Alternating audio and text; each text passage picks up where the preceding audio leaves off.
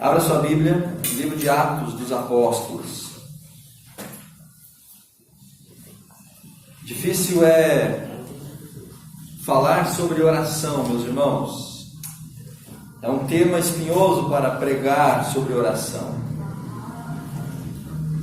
E mais difícil ainda é cumprir o propósito desta campanha missionária: multiplicar oração. Senhor, como que eu vou fazer para multiplicar a oração? Senhor, como eu posso fazer? O que eu posso fazer para multiplicar a oração? Infelizmente, irmãos, a gente não pode sair de casa em casa catando os irmãos, e trazendo para a igreja para orar no domingo de manhã, quando tem um espaço aqui às 8 da manhã até às 8h30 para a gente estar orando antes do café da manhã. Não podemos fazer isso. A gente não pode pegar os irmãos a laço e trazer para as vigílias de oração. A gente não pode fazer isso. Então eu fiquei pensando essa semana, Deus, como fazer para multiplicar oração? Porque, irmãos, multiplicar a oração necessariamente não é começar a orar mais. Quando Jesus ele fala para os discípulos em Mateus, no capítulo 9, olhem, a seara já está pronta para a colheita. E aí diz assim, são poucos os trabalhadores, a seara é grande, são poucos os ceifeiros.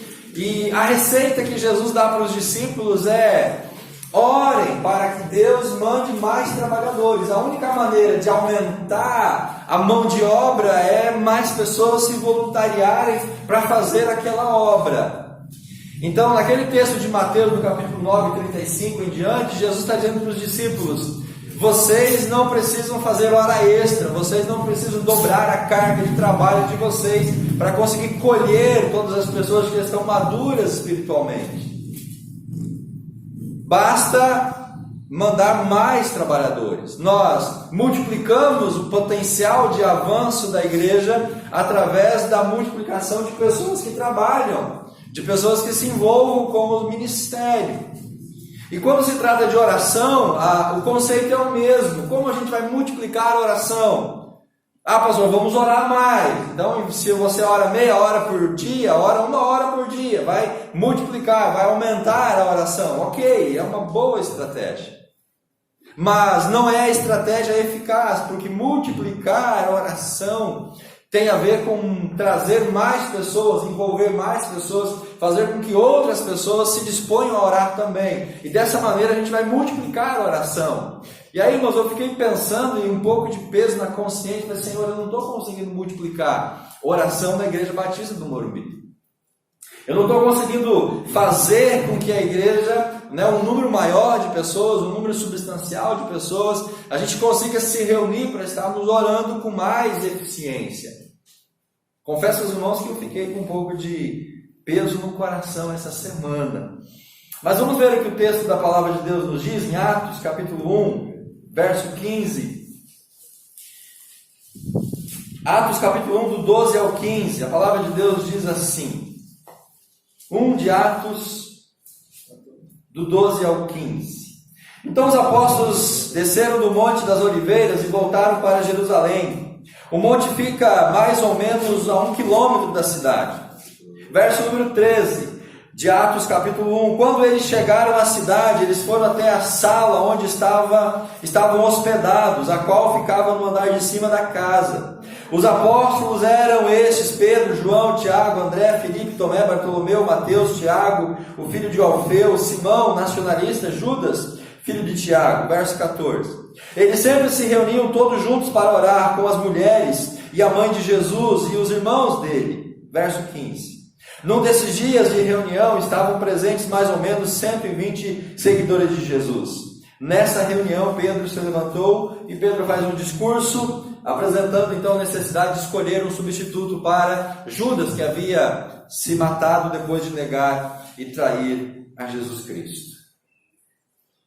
Multiplicar a oração. Por que multiplicar a oração, meus irmãos? Porque a oração, ela é a razão, é a base, é o alicerce, o segredo, é o que vai multiplicar, vai dar crescimento para a igreja.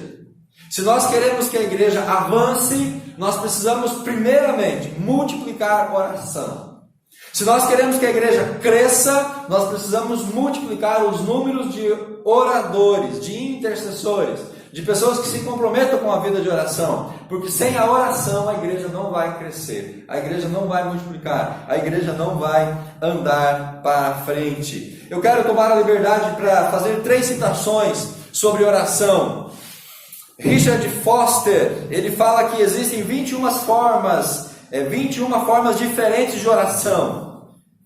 Eu fiquei pensando, 21 formas diferentes de oração. Para que todo esse desperdício se a gente não ora nenhuma maneira, nenhuma forma, de nenhum jeito, de nenhuma espécie de oração, né? O autor se dedicou a levantar 21 maneiras diferentes que nós temos para orar. Eu fui pensando, mas de que vai valer 21 maneiras diferentes de oração se a gente não investe tempo em oração? Eu não vou conseguir abranger essas 21 formas de oração se eu não for uma pessoa de oração. E nós temos que admitir que desconhecemos estas formas. Você sabia que tem 21 maneiras de orar, 21 formas de orar? Talvez você não sabia disso. Mas não adianta eu saber que tem 21 formas diferentes de orar se eu não oro, porque eu não vou poder praticar essas 21 facetas da oração. Um outro autor chamado Emil Brunner, ele aponta para a dificuldade que nós enfrentamos para ter uma vida significativa de oração. E ele fala o seguinte, abre aspas, orar é mais difícil do que trabalhar. Ele diz que orar é mais difícil do que agir, do que trabalhar. Exige tanto mais esforço.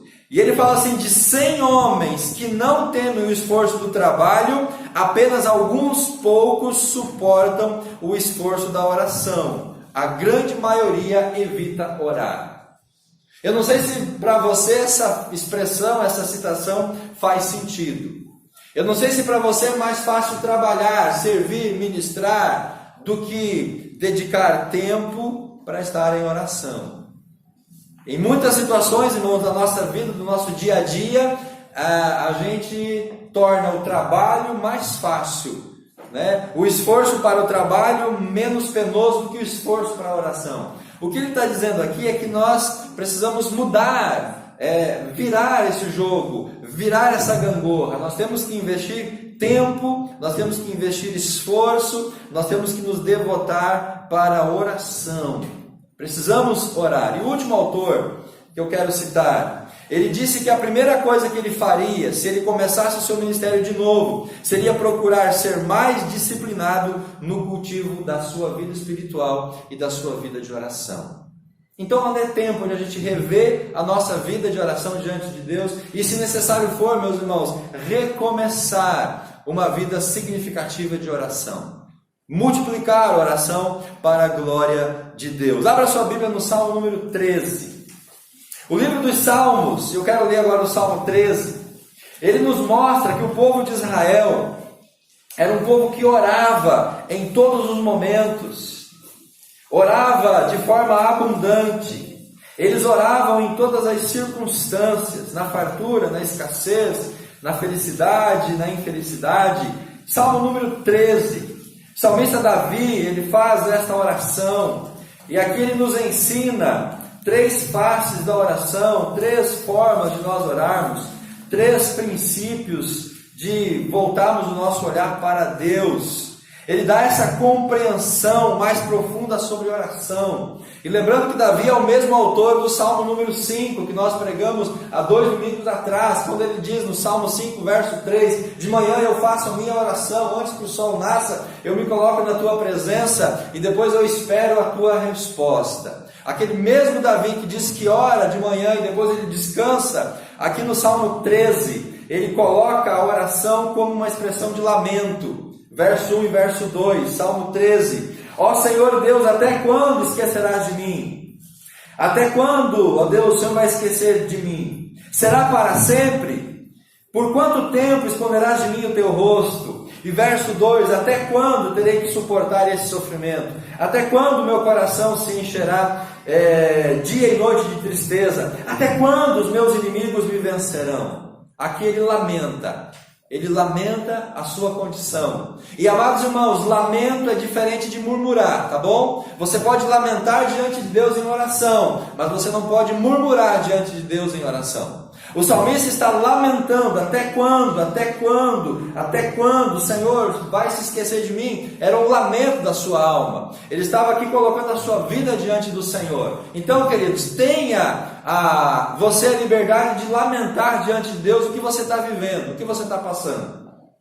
Só não caia na tentação de murmurar diante de Deus por aquilo que você está vivendo. Verso 3 e verso 4. O salmista agora apresenta a oração como uma súplica. Ó Senhor Deus, olha para mim, responde-me. Ele está suplicando agora. Me dá forças novamente para que eu não morra. Verso número 4. Assim os meus inimigos não poderão se alegrar com a minha desgraça, nem poderão dizer: nós o derrotamos. Agora então ele começa a suplicar, ele começa a pedir com uma intensidade, com um fervor, ele começa a apresentar diante de Deus a sua necessidade de que Deus ouça a sua oração e que Deus olhe para ele e que Deus atenda a sua demanda e Deus tire ele daquela condição. Então a oração como lamento, a oração como súplica, e nos últimos 2 versículos ele apresenta a oração como confiança. Verso 5 ele diz: eu confio no teu amor, o meu coração ficará alegre, pois tu salvarás, e porque tens sido bons para mim, cantarei hinos a ti, ó Senhor.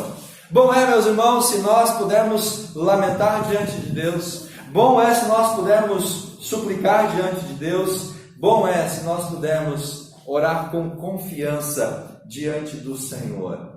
E quando a gente pensa em confiança, eu lembro de uma ilustração onde uma mulher vivia com grandes dificuldades na sua vida, e além dessas dificuldades ela morava numa casa onde uma montanha impedia que a luz do sol chegasse à sua casa durante toda a manhã, e ela ficava aborrecida com isso. Ela não tinha a luz do sol na sua casa durante toda a manhã.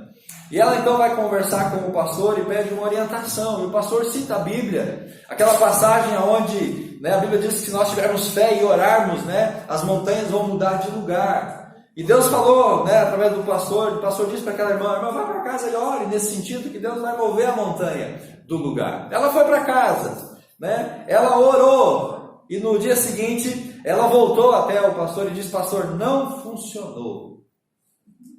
Ela disse: pastor, eu sabia que eu ia orar e a montanha não ia sair de lá. Ela orou sem confiança. Ela orou sem a confiança de que Deus iria ouvir a sua oração. É como a ilustração que a irmã Anne comentou no começo do culto.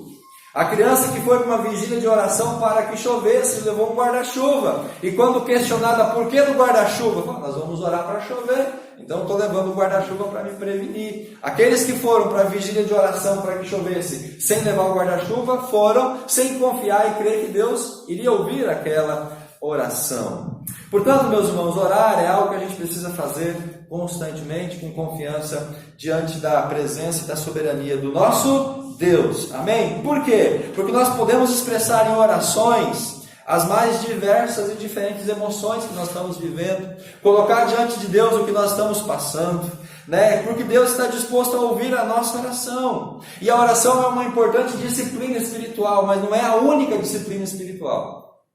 Existem outras disciplinas espirituais, por exemplo, disciplinas interiores, a meditação, o jejum, o estudo, a contemplação. Existem as disciplinas exteriores, a simplicidade, o silêncio, a submissão, o serviço. Existem as disciplinas coletivas, a confissão, a adoração, como nós fazemos no culto público, a orientação, a celebração. O certo é que nós precisamos desenvolver essas disciplinas espirituais, sejam elas interiores ou exteriores. Precisamos, amados, orar sobre tudo e orar a todo instante. Amém? Precisamos orar sobre tudo, orar a todo instante, orar em todos os momentos, porque a oração ela é parte vital de uma vida espiritual significativa, rica e relevante diante do Senhor.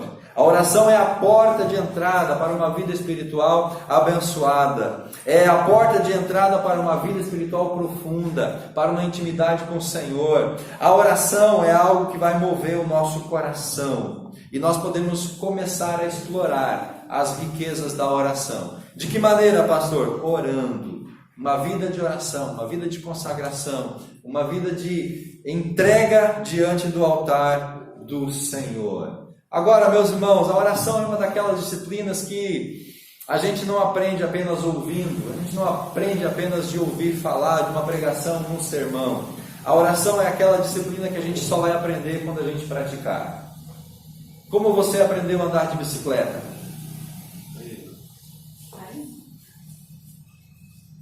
Subindo na bicicleta e pedalando. Você não aprendeu a andar de bicicleta olhando as pessoas andarem de bicicleta. Você não aprendeu a andar de bicicleta vendo vídeos no YouTube sobre como andar de bicicleta. Você aprendeu a andar de bicicleta andando e caindo, praticando. A oração é aquela disciplina que a gente vai aprender se a gente fazer, se a gente praticar, se nós colocarmos em prática. Amém, queridos? Vá para o texto de Atos, capítulo 1, que nós lemos no começo dessa mensagem. Eu quero focar a atenção no texto e trazer aqui duas considerações para nós nessa noite em relação à multiplicação e ao contexto da oração. E a primeira questão para a gente pensar nessa noite sobre a oração, com a experiência dos discípulos no livro de Atos, é que a oração ela tem que ser a base de todas as coisas. A base do ministério, a base da vida espiritual, a base da nossa relação com Deus, a base da nossa família, a base do nosso trabalho. Oração é o alicerce, é a base de todas as coisas. A oração é o fundamento principal de todas as coisas. A partir da oração todas as coisas existem. A partir da oração todas as coisas são construídas. A partir da oração é que de fato nós começamos a estar diante do Senhor. Há um ditado que diz que sem oração, sem poder. Pouca oração, pouco poder. Muita oração, muito poder. A oração é a base de tudo, meus irmãos. A oração é como aquele óleo lubrificante que faz com que as engrenagens elas girem de maneira mais suave e com mais eficiência. Quando a igreja não está vivendo em oração, parece que as coisas emperram, as coisas não andam, o negócio não flui, a chave não vira, tudo é difícil, tudo é pesaroso, tudo é custoso. Se nós vivemos isso no contexto de igreja, no contexto espiritual, individual, é um sintoma, meus irmãos, de que pode estar faltando oração. Se as coisas não vão, se as coisas não deslancham, se a coisa está emperrada, se o negócio está difícil, se é pesaroso, se é trabalhoso, se é difícil demais, vamos orar mais porque as coisas vão ficar melhores, Aquele velho ditado, ora que melhora, Ora que as coisas vão melhorar. E é uma verdade, meus irmãos. Quando a gente ora, as coisas melhoram. Veja o testemunho que o pastor compartilhou conosco nessa noite. A mulher sofre uma questão de saúde, o filho fica doente, o sogro tem câncer, uma onda de dificuldade. Imagina o quanto aquela família se colocou em oração, o quanto aquela igreja se colocou em oração em favor daquele casal. Verso número 13 de Atos que nós acabamos de ler. Quando eles chegaram à cidade, eles foram até a sala onde estavam hospedados, a qual ficava no andar de cima da casa. Jesus acabara de ser assunto ao céu, ou seja, levado aos céus. Ele dá uma grande comissão para os seus discípulos, ele ministra sobre os apóstolos para irem por todo mundo e levar a palavra a toda a criatura. Esses homens agora saem do monte onde Jesus é elevado e voltam para Jerusalém. E quando eles chegam em Jerusalém, esses homens eles começam então agora a se reunir.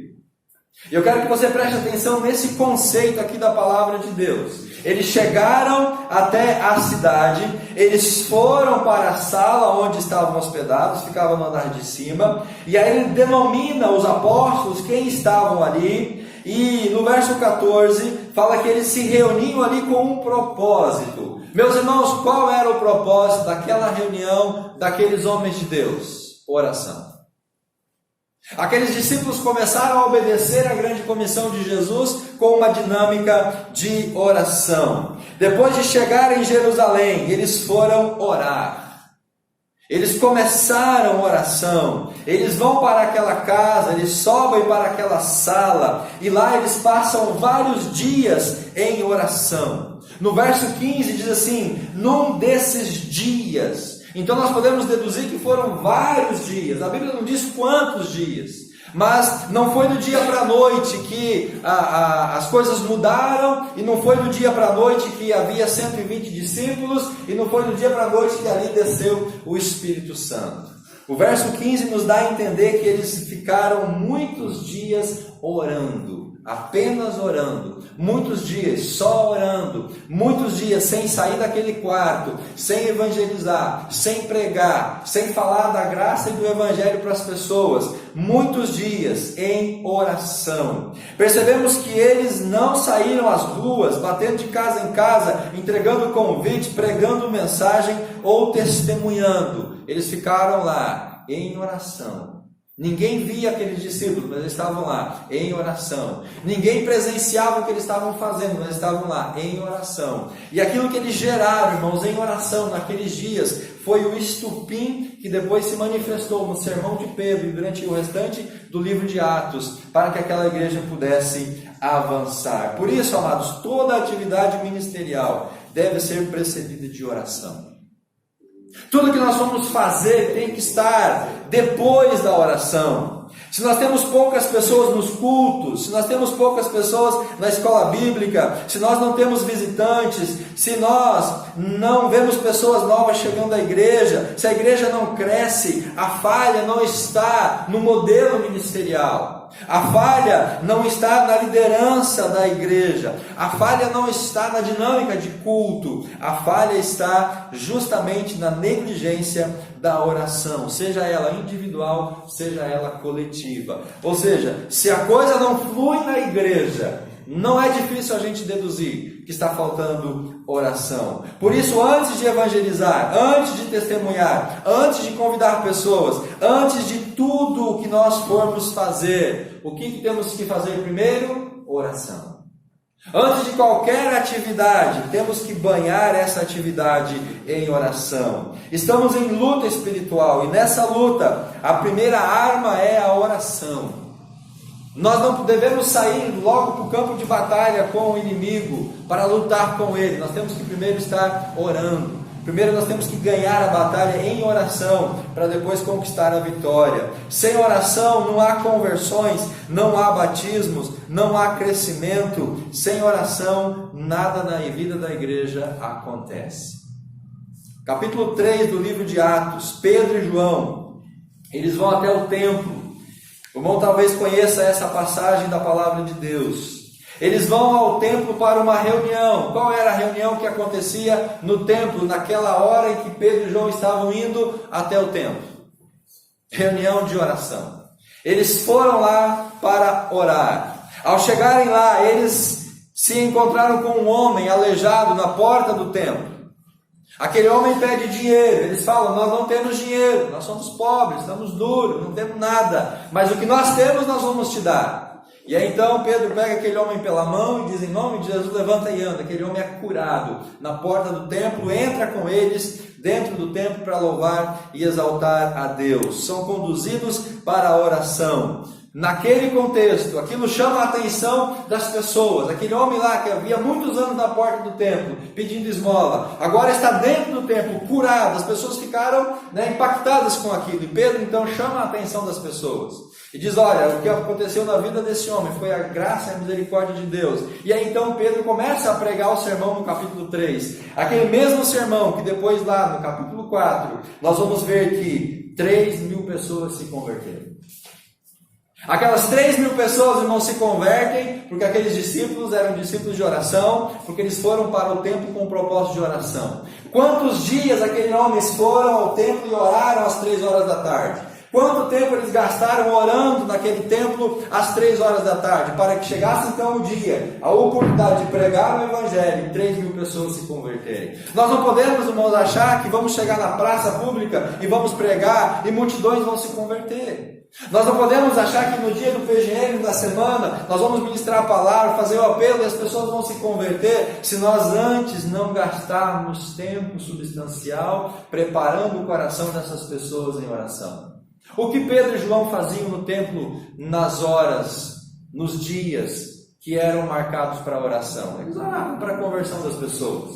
Então aquele sermão que Pedro pregou, com certeza não foi o sermão mais miraculoso de toda a história. O resultado do sermão de Pedro não foi na sua eloquência, mas foi na oração que eles fizeram antes daquela ministração. Capítulo 4 de Atos, versículo número 23 e versículo número 24.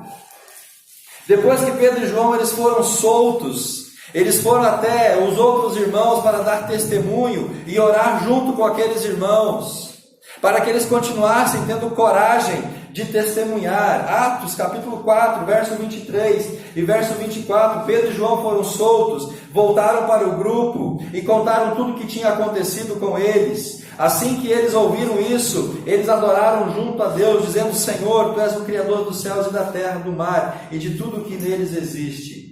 E aí então eles oram, pedindo que Deus não tirasse deles a ousadia para testemunhar. Aqueles homens oram para ter coragem de testemunhar. No capítulo 6 de Atos, os apóstolos elegem os diáconos. E eles elegem aqueles diáconos para que os apóstolos pudessem manter o tempo deles de oração e de pregação da palavra. Havia uma situação na vida da igreja. Algumas viúvas estavam sendo esquecidas na hora de distribuir as cestas básicas, o alimento. Então chegaram para os discípulos e falaram: olha, está errado a forma de dividir os alimentos. Existem algumas viúvas que não estão recebendo comida. Então os apóstolos, em lugar de dividir comida para viúvas, eles elegem os diáconos e eles dizem: olha, nós vamos gastar o nosso tempo não com alimento para a viúva, nós vamos gastar o nosso tempo em oração e pregação da palavra. Por isso que a igreja de Atos explodiu, meus irmãos. Por isso que a igreja de Atos cresceu, porque aqueles homens entenderam que eles, como discípulos ou como apóstolos, a prerrogativa número 1 deles era a oração e a pregação da palavra. E a oração veio em primeiro lugar. Eles não falaram: nós vamos pregar e nós vamos orar. Eles disseram: nós vamos orar e depois nós vamos pregar a palavra. Isso é o que vai trazer crescimento espiritual. Não estou falando da oração individual, devocional. Todos nós devemos fazer isso. Mas o foco principal aqui, meus irmãos, é a oração coletiva. O que é a oração coletiva? É onde toda a igreja se reúne para a oração. É onde a igreja está disposta a clamar a Deus. A disposição de fazer da oração coletiva uma prioridade. Pois é nesta oração, nesta reunião, que nós somos edificados. E é a partir dessa oração que as coisas vão começar a mudar no contexto da igreja. Que Deus possa mover o nosso coração para que a gente ore mais e a gente possa estar orando juntos para a glória de Deus. Segundo elemento, segundo destaque que eu quero fazer no texto de Atos, capítulo 1, agora no verso número 15. A oração é a base de todas as coisas. Aqueles homens se dedicam a orar em primeiro lugar. E nós vemos que a estratégia deles dá resultado. Aquela oração é atendida e muitas pessoas vão ser convertidas para a glória de Deus. Segundo motivo de nós multiplicarmos oração, a oração gera crescimento. Versículo 15. Num desses dias, estavam presentes mais ou menos 120 seguidores de Jesus. Não parece um número muito grande, 120 pessoas. Mas o interessante aqui, meus irmãos, não é o número de pessoas, mas é a gente observar que a própria oração gerou crescimento. A própria disposição dos discípulos em orar fez com que o número aumentasse. E eu vou provar isso para você. Foi a primeira reunião tímida, lá quando nós vemos no verso 13, que eles chegaram à cidade, e eles foram para aquela sala, e eles oram. Preste atenção que foi uma oração, uma reunião um pouco tímida. Por quê? O autor de Atos, ele consegue registrar o nome e o número de pessoas que estavam lá. Então não era uma multidão de pessoas, não eram os 120 que já foram para aquele lugar para orar. Quem começou aquele movimento de oração foi um número menor de discípulos. Foi uma reunião que começou mais simples. Lucas fala que naquela lista estavam 11 discípulos. Ele nomina os 11 discípulos aqui no livro de Atos. Depois Lucas diz que estavam 4 irmãos de Jesus. Ou seja, ele fala os irmãos de Jesus. E conforme Marcos 6,13, nós sabemos que Jesus tinha 4 irmãos, homens. Ele fala também de Maria, a mãe de Jesus, e provavelmente as irmãs de Jesus, que eram no mínimo 2. Então, se a gente for fazer a soma aqui, e mais algumas mulheres, não passava de 30 pessoas naquela primeira reunião de oração. Não passava de 30 pessoas. Mas agora no capítulo 15, diz que depois de alguns dias, já eram 120 pessoas. 120 pessoas, resultado de evangelização, de pregação? Não, apenas de oração. Então a gente tem que entender, meus irmãos, que só o fato de orar já vai trazer crescimento numérico para a vida da igreja. E se nós orarmos e depois então pregarmos a palavra, esse crescimento vai se tornar muito maior, porque só com oração foi de 30 para 120. E depois que Pedro prega, de 120 vai para 3.000, e depois para 5.000, e depois chega um momento em que não pode mais registrar o número de pessoas. Atos vai dizer que o número de discípulos crescia, aumentava, a palavra se multiplicava, porque as coisas estavam acontecendo graças à oração. Aquilo que começou pequeno, com o passar do tempo foi crescendo. Diz o versículo 15 que continuou vários dias. E num desses dias já eram 120 pessoas. A reunião continuou com o mesmo propósito, a oração.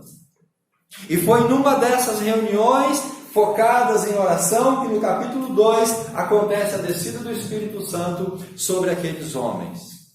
Então, meus irmãos, se aqueles discípulos não começassem a orar, se eles não tivessem investido primeiramente em oração, eles não tinham crescido, a igreja não tinha se multiplicado. Eu ouso dizer que talvez nem o Espírito Santo teria descido sobre eles. Então, se nós queremos o revestimento do Espírito Santo para sermos discípulos mais eficientes, nós temos que primeiro dobrar o nosso joelho e orar e pedir que Deus nos revista com o seu Espírito. Depois de revestido é que nós vamos então nos lançar para a vida de testemunho e de ministério. Atos capítulo 1, verso 8. O Espírito Santo vai vir sobre vocês, e vocês vão ser testemunhas em Jerusalém, Judéia, Samaria e até os confins da terra. Numa reunião de oração, que não mudou o foco desde o início, eles foram revestidos com o Espírito Santo.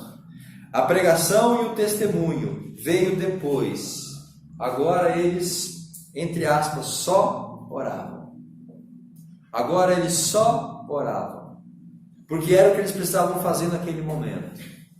Talvez, amados, a gente tenha que repensar muitas coisas na nossa dinâmica espiritual. Talvez a gente tenha que deixar de fazer algumas coisas para voltar lá ao começo e orar. Talvez a gente tenha que deixar algumas coisas que nós já estamos fazendo, parar tudo, voltar no começo e começar da maneira certa através de oração. Quando nós pensamos em estratégias para crescimento da igreja, a gente busca melhorar várias coisas. Vamos melhorar o ambiente físico, vamos melhorar o nosso programa, vamos servir lanche, vamos melhorar a música, vamos trazer pregador de fora, vamos fazer eventos, vamos fazer programas, vamos atender as crianças, bons recepcionistas. O que a gente pode fazer para a igreja crescer? Vamos profissionalizar a igreja. Vamos tornar a igreja mais atrativa, vamos pintar de preto, vamos apagar as luzes, vamos botar luz colorida, porque as pessoas vão se sentir melhor. Não, meus irmãos. Para a igreja crescer, nós precisamos orar mais. A estratégia para crescimento da igreja é oração. Se não tiver oração, pode plantar bananeira aqui na frente, que nada vai acontecer. Se não tiver oração, pode trazer o Billy Graham aqui, que ele não vai converter o coração das pessoas. Se não tiver oração, querido, nada acontece no seio da igreja. Não há dúvida de que o crescimento da igreja em Jerusalém foi fruto mais da oração do que a pregação de Pedro. Foi fruto mais da oração do que o testemunho dos sinais, dos milagres que os apóstolos fizeram. O crescimento foi fruto de oração mais do que a comunhão daquela igreja. A oração foi que gerou o crescimento por meio de conversão e não por meio de proselitismo.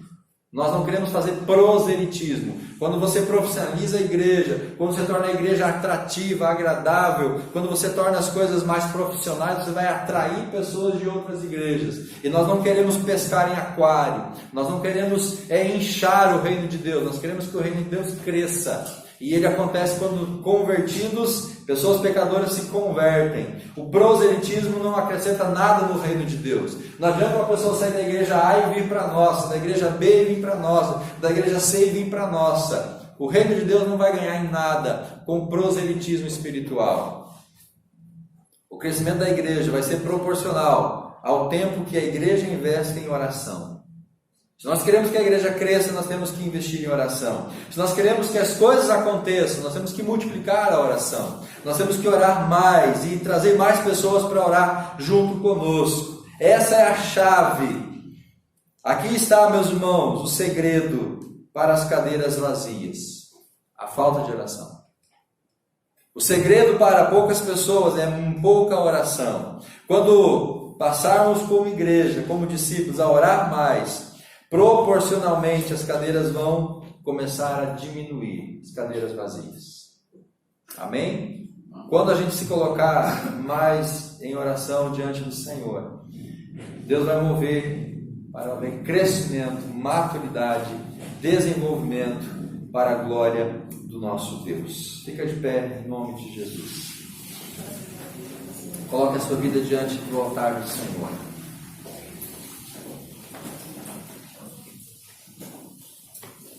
Não há muito o que falarmos sobre oração. Sobre oração nós precisamos agir, praticar, fazer. Amém? Eu poderia ficar a noite inteira aqui falando para você sobre oração. Mas se nós não chegarmos na nossa casa e dobrar o nosso joelho e orar, de nada adianta a gente passar uma semana, um mês ouvindo testemunho, ministrações de oração. Oração, meus irmãos, é uma disciplina que a gente aprende fazendo, praticando. A oração é aquilo que mais o inimigo nos afasta de fazer. O diabo derrota a igreja, meus irmãos, quando ele nos impede de orar. A vitória de Satanás sobre a vida da igreja se dá quando os discípulos negligenciam a prática da oração. É lá que nós perdemos a batalha, é lá que nós perdemos a derrota. Vamos reverter essa batalha, vamos reverter essa realidade, vamos orar mais, multiplicar a oração. A falta de um despertamento, multiplicação para a oração,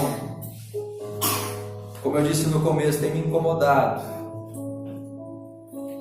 Parte dessa responsabilidade, irmãos, eu admito, é minha também como líder, como pastor. Mas a Bíblia nos dá uma direção, ela nos aponta um caminho, um norte a gente seguir. Essas duas verdades do texto de Atos, nós precisamos praticar essas verdades. Nós como igreja precisamos, e como discípulos precisamos orar mais, isso é uma verdade. Porque nunca nós estaremos orando o suficiente. Nunca nós vamos poder dizer, agora eu estou orando o suficiente.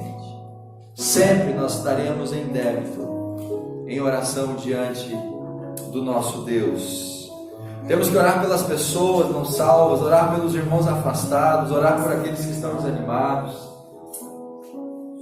Nós temos que orar, irmãos, crendo que Deus vai ouvir a nossa oração e vai mover as vidas. Se nós precisamos do poder do Espírito para testemunhar, primeiro nós temos que nos dedicar em oração. Se nós não gastarmos tempo em oração, nós não seremos revestidos com o poder do Espírito Santo. A oração é que vai nos mover para pregar, para testemunhar. A oração é aquilo que move a vida do discípulo. Precisamos estar perto das pessoas que não têm Jesus. Mas antes de chegar a essas pessoas, precisamos orar por elas. Precisamos trazer essas pessoas para Jesus. E isso nós fazemos através da oração. Não somos nós quem ganhamos pessoas para Jesus. É a nossa oração que ganha o coração do perdido para Jesus. Porque é só Deus que pode mudar um coração. É só Deus que pode transformar uma vida. E a nossa oração, ela vai mover. A oração vai quebrar barreiras, cadeias, para que essas pessoas sejam salvas por Cristo Jesus. Senhor, nessa noite nós queremos, como discípulos e como igreja, primeiramente confessar a nossa falha na nossa dinâmica de oração. Queremos nessa noite admitir, Pai, que nós temos orado pouco, aquém do necessário, do mínimo necessário para que possamos ver resultados espirituais no seio da Tua igreja. E para mudar isso, ó Deus, existe apenas um caminho: começarmos a orar mais, dedicarmos mais tempo em oração, buscarmos mais ao Senhor, nos dedicarmos mais em oração, estarmos reunidos, congregados mais para juntos estarmos orando. Como a igreja de Atos orava por Pedro enquanto ele estava preso, e o Senhor enviou o teu anjo para libertar Pedro daquele cárcere. Pai, quando a igreja se reúne para oração, nós vemos as coisas acontecerem no mundo espiritual. E nós temos que compreender, Pai, que quando oramos pouco dentro desse propósito de oração comunitária, nós vemos pouco mover do Senhor no nosso meio. Por isso, Pai, nessa noite a nossa oração é de confissão, de admitir as nossas falhas, a nossa falta. Pai, desperta-nos para a oração. Multiplica os discípulos que vão orar. Porque é multiplicando o número de pessoas em oração que nós vamos multiplicar a oração diante do Senhor. Nos desperta, Pai, para essa dinâmica espiritual. Em nome do Senhor Jesus. Amém. E graças ao nosso Deus.